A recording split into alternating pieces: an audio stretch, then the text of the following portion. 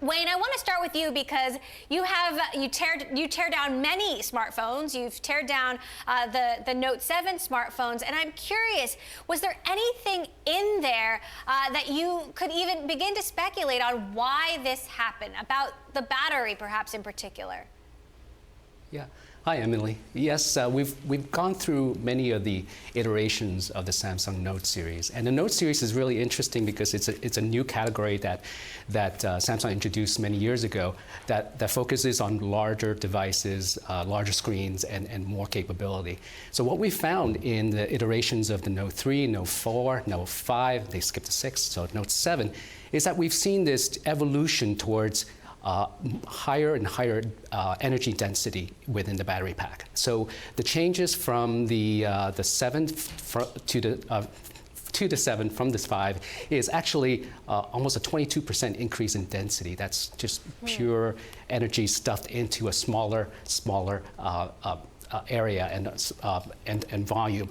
And what Samsung's doing here is actually quite astounding. They're competing against two diametrically opposed consumer needs: bigger phone, but more portability. So what happens? Everything gets squeezed, and you have this evolution of the Note series, and now they've gotten to a point where they are hitting some of these pain points in design.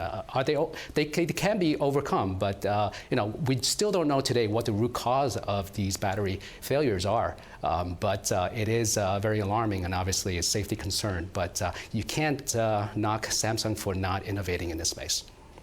Right. Samsung initially said they believed it was because of a battery issue that only applied to the original phones, but then the replacements had the same issue as well.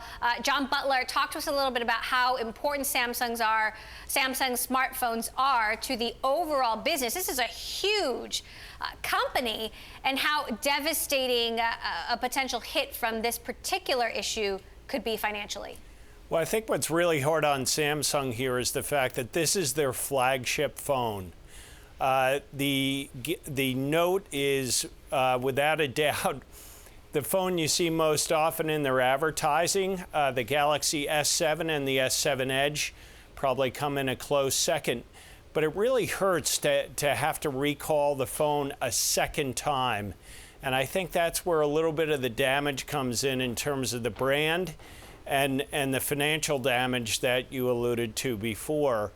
Although I would point out that the Note itself is probably around 5% of sales in any given quarter, 10% of their mobile phone sales.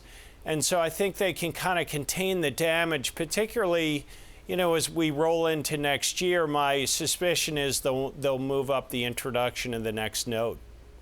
John, Lilly, you invest in countless companies that are built on the back of the smartphone market and Android especially. How big a problem do you think this is? I think it's hard to say. I mean, you saw the revenue breakdown for Samsung. Smartphones is a huge part of their revenue. My sense is that they have a near-term problem, which is just getting through the next few weeks and months to the next Note. And I expect they'll introduce a new Note.